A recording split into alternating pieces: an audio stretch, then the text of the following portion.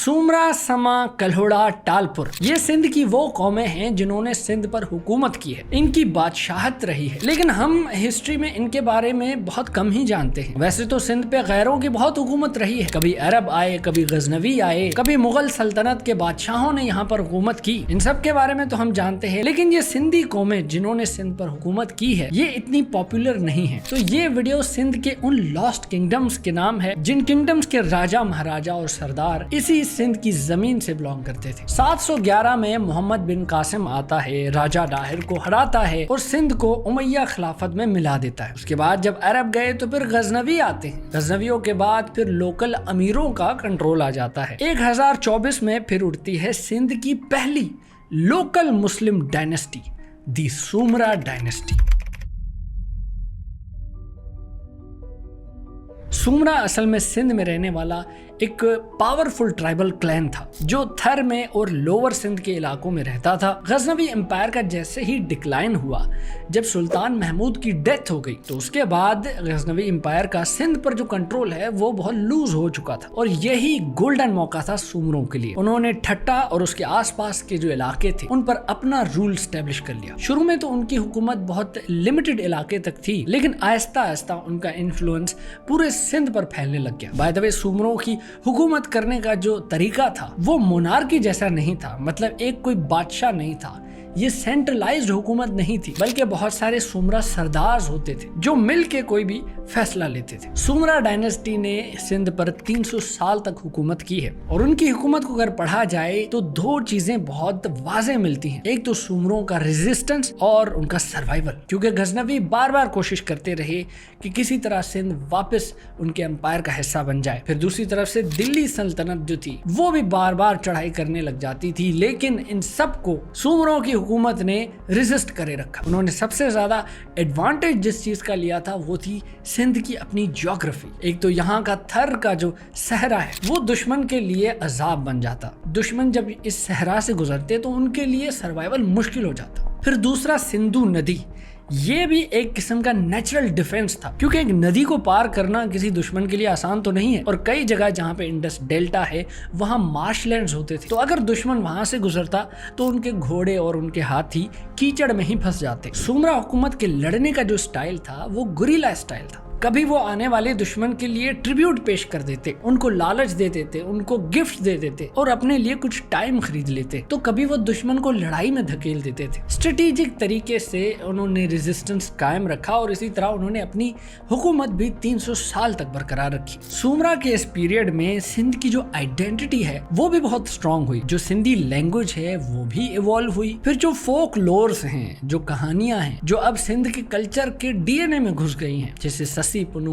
उमर मारवी, ये कहानियां भी इस सुमरा के एरा में सबसे ज्यादा पॉपुलर हुई। इस दौर में सिंध में सूफी इस्लाम जो है वो भी बहुत आम था। लोग अपने हुक्मरान से ज्यादा किसी सूफी पीर फकीर पर भरोसा करते थे और ये बात सुमरों को भी समझ आ गई थी कि अगर उनको लेजिटिमेसी चाहिए तो उनको अवाम की सपोर्ट भी चाहिए होगी और सूफी बुजुर्गों की दुआ भी चाहिए होगी। उस वक्त सिंध की इकोनॉमी एग्रीकल्चर और ट्रेड पर बहुत बेस करती थी। सिंधु नदी से इरिगेशन होती थी। जो किसान है वो चावल उगाते थे, कपास उगाते थे, गंदम उगाते थे। ठट्टा एक इमर्जिंग टाउन बन गया था जहां बाजारें भी लगती थी, हैंडीक्राफ्ट्स भी मिलते थे, तरह तरह की चीजें मिलती थी। दोस्तों, ये कोई सेंट्रलाइज्ड एम्पायर नहीं था जैसे आगे जाके सम्मों का था या टालपुरों का था, लेकिन इस वक्त फार्मिंग को सस्टेन करना वो ही अपने आप में एक बहुत बड़ी बात थी। वक्त के साथ साथ जो सुमरों का कंट्रोल था सिंध पर वो कमजोर होने लग गया और उसकी वजह थी ट्राइब के अंदर जो डिविजन्स हो गई। एक तो ये और दूसरा दिल्ली सल्तनत से बहुत प्रेशर आने लग गया और जैसे ही सुमरों की हुकूमत कमजोर हुई 1355 में फिर सम्मा का कंट्रोल आ गया। सम्मो जो कास्ट है दोस्तों, में जो रजा सम्मो जी, ये जो सम्मा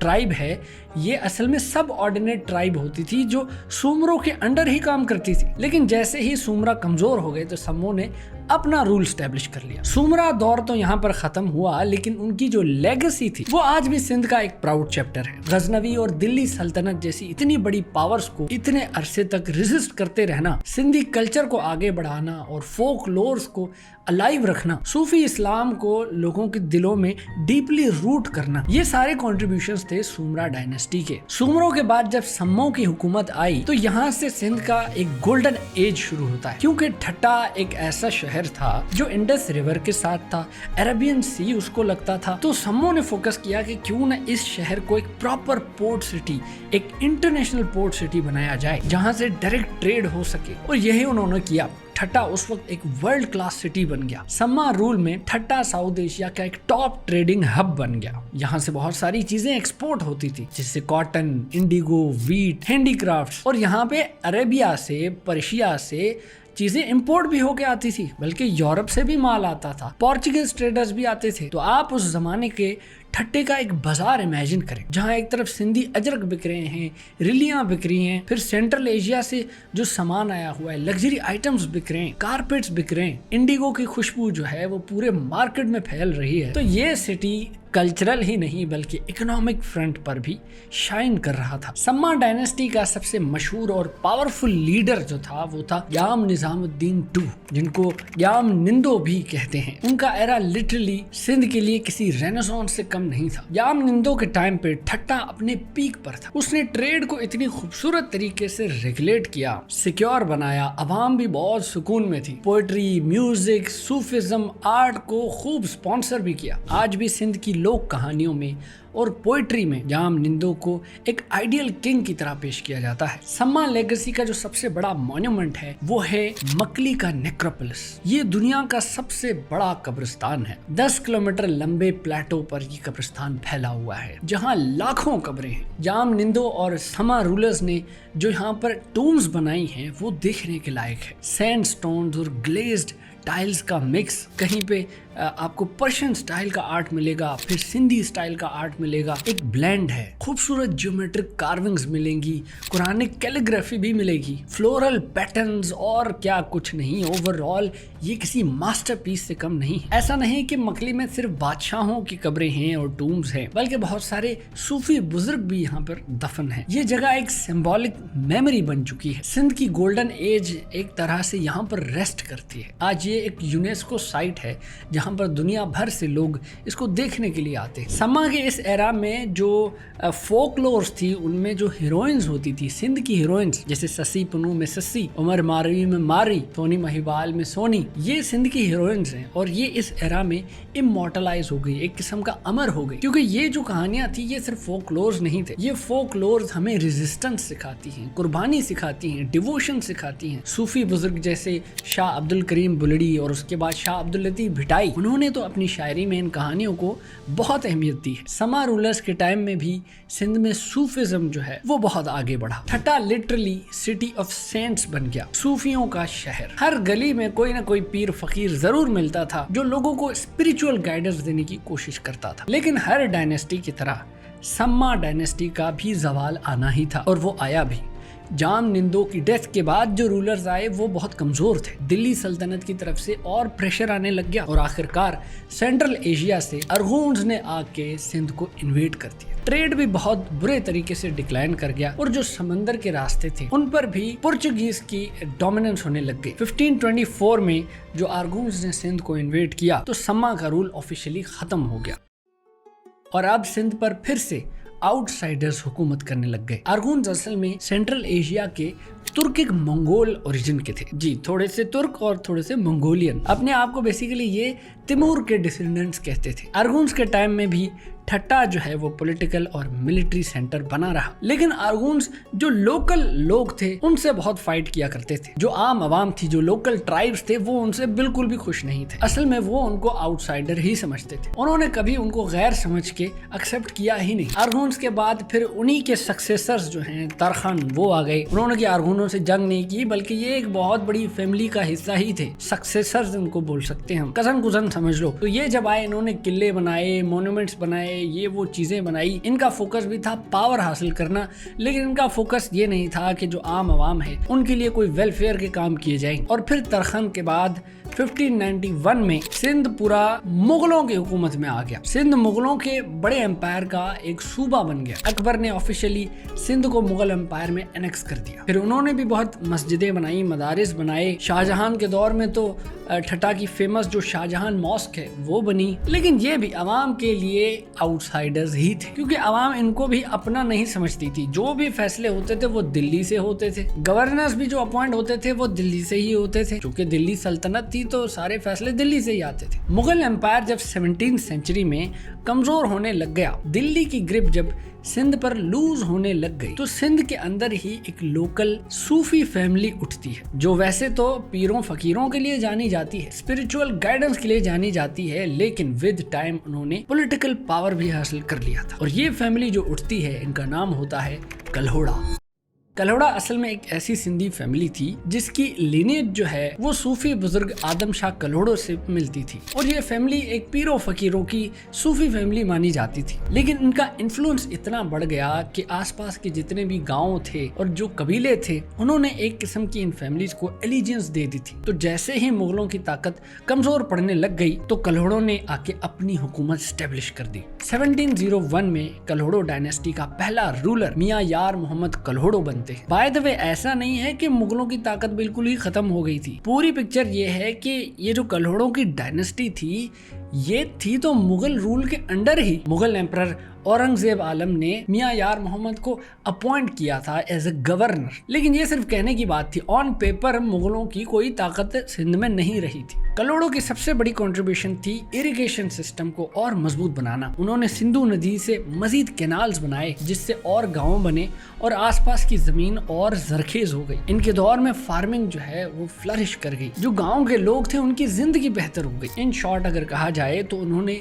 सिंध की इकोनॉमी को स्टेबलाइज कर दिया था। अब क्योंकि कल्होड़ा रूलर्स की एक ऑलरेडी सूफी आइडेंटिटी थी ही, तो फिर उन्होंने जो सूफी बुजुर्गों के मज़ारे हैं उनको तामीर करना भी शुरू किया, उनको मेंटेन करना भी शुरू किया, और उस वजह से उन मज़ारों के आसपास लोग भी आबाद होने लग गए। आर्किटेक्चर में भी उन्होंने बहुत असर छोड़ा। हैदराबाद में उन्होंने पक्का किला बनाया। फिर जो शाहजहां मॉस्क बनी थी ठट्टा में, उसको एक तो मेंटेन भी किया और उसको एक्सपेंड भी किया। अब इनके दौर में जो बहुत बड़ी चीज बदली वो ये थी कि इन्होंने कैपिटल सिटी जो पहले ठट्टा था उसको बदल के हैदराबाद कर दिया। और इसके पीछे एक स्ट्रेटेजी थी, वो ये थी, एक तो हैदराबाद हिल टॉप पे है तो उसको डिफेंड करना बहुत इजी हो जाता है, और वैसे भी वो एक अपनी लेगेसी भी बनाना चाहते थे। और फिर उन्होंने ये भी सोचा कि हैदराबाद में रहते हुए सिंध के एग्रीकल्चर को मैनेज करना ज्यादा इजी हो जाएगा। लेकिन कल्होड़ों की हुकूमत का एक पैराडॉक्स था। एक तरफ तो उन्होंने आम लोगों की जिंदगी बेहतर की थी, इकोनॉमिक स्टेबिलिटी लेके आए थे, लेकिन दूसरी तरफ से पॉलिटिकली कल्होड़ा डायनेस्टी बहुत वीक थी। जो लोकल कबीले के सरदार होते थे वो अक्सर इनके खिलाफ बगावत किया करते थे। अफगान और मुगल जो हैं वो भी इन पे प्रेशर डाला करते थे। अब इनकी जो पूरी लेजिटिमेसी चलती आ रही थी वो इसी पे थी, पीरी फकीरी से। इन्होंने कभी अपनी मिलिट्री को इतना स्ट्रॉन्ग किया ही नहीं था, और ना ही इनकी गवर्नमेंट कोई सेंट्रलाइज्ड गवर्नमेंट थी। तो ये दुश्मनों के लिए बहुत आसान सा टारगेट थे, और ऐसा ही हुआ। मिड 1700s में आके कल्होड़ों की ग्रिप सिंध पे बहुत कमजोर हो गई। ऊपर से उन्होंने आम आवाम पर टैक्स भी बहुत ज्यादा लगा दिया था, तो अवाम उनसे बहुत नाराज हो गई थी, और जो लोकल सरदार थे वो भी उनके खिलाफ बगावत करने लग गए। फाइनली 1783 में एक बलोच क्लैन टालपुर वो उठता है। बाय द वे, ये जो टालपुर क्लैन है ये भी पहले कल्होड़ों के अंडर ही सर्व करते थे, लेकिन फिर इनकी कल्होड़ों के साथ जंग हुई, बैटल ऑफ हलानी, जिसमें टालपुरों की जीत हुई, और उनके जो रूलर थे मीर फतेह अली खान, वो अब हैदराबाद में पहुंच गए। पक्का किला उन्होंने पक्के तरीके से अपनी रेजिडेंस बना लिया, और इसी तरह एक नई डायनेस्टी का दौर शुरू हुआ, टालपुर डायनेस्टी।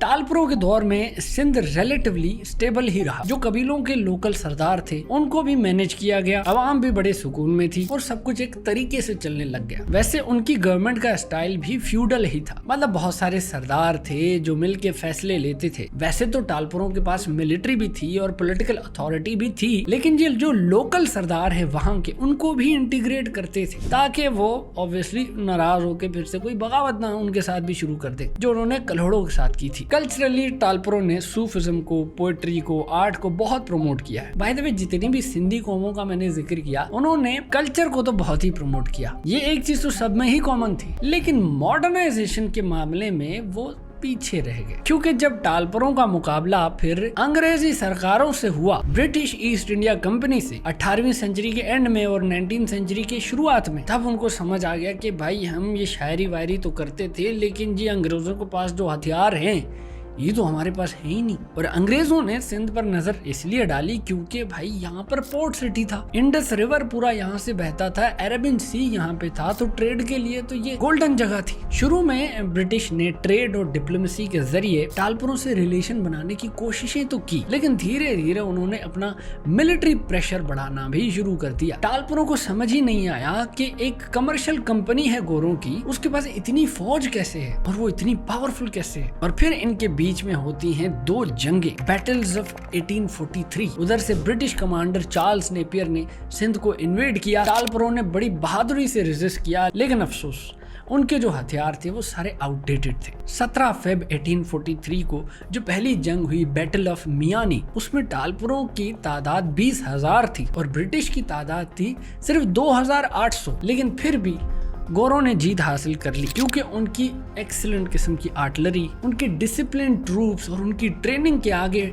टालपुर बिल्कुल भी नहीं टिक सके। टालपुरों की तरफ से एक और कोशिश की गई। 24 मार्च 1843 को इन बैटल ऑफ डब्बो टालपुर फोर्सेस ने फिर से फाइट करने की कोशिश की, रेजिस्ट करने की कोशिश की, लेकिन वो फिर से हार गए। ये दोनों जंगों के बाद सिंध टोटली ब्रिटिश के कंट्रोल में चला गया। चार्ल्स नेपियर ने अपनी डायरी में लिख दिया, we have conquered Sindh, scandalous to tell but we have got it. 1843 में सिंध ऑफिशियली ब्रिटिश एम्पायर का हिस्सा बन गया। फिर टालपुरों के जो रूलर्स थे उनको डीथ्रोन किया गया, कुछ को तो पेंशन्स मिलती रही, कुछ को एग्जाइल कर दिया, जलावतन कर दिया। हैदराबाद फोर्ट जो था उसमें अब ब्रिटिश आके बैठ गए थे, तो सिंध की जो इंडिपेंडेंट पॉलिटिकल आइडेंटिटी थी वो कम्प्लीटली खत्म हो गई। तो सुमरों की रेजिस्टेंस, सम्मों का गोल्डन एज, कल्हड़ों का बेहतरीन इरिगेशन सिस्टम और फिर टालपुरों की ब्रिटिश के खिलाफ आखिरी लड़ाइयाँ, ये सारे जो हिस्ट्री के चैप्टर्स हैं इन्होंने लेगेसीज छोड़ी हैं। मकली की कब्रें, हैदराबाद के किले और अवाम के दिलों में जो गुनगुनाते हुए सूफी कलाम है, ये सब कुछ इन्हीं हुकूमतों की देन है। लेकिन आज का सवाल ये है कि हमने अपनी हिस्ट्री से सीखा क्या। एक तो ये समझ आया कि सिर्फ कल्चर प्रमोट करना भी काफी नहीं होता, मॉडर्नाइजेशन भी जरूरी है, क्योंकि अगर मॉडर्नाइज नहीं किया और सिर्फ बहुत खूबसूरत शायरी करते रहे तो ब्रिटिश ईस्ट इंडिया की तरह कोई आ जाएगा जिसके बाद बहुत कमाल हथियार होंगे, तो वो तो कब्जा कर सकता है हम पे। तो अपनी शनाख्त ना भूले हुए,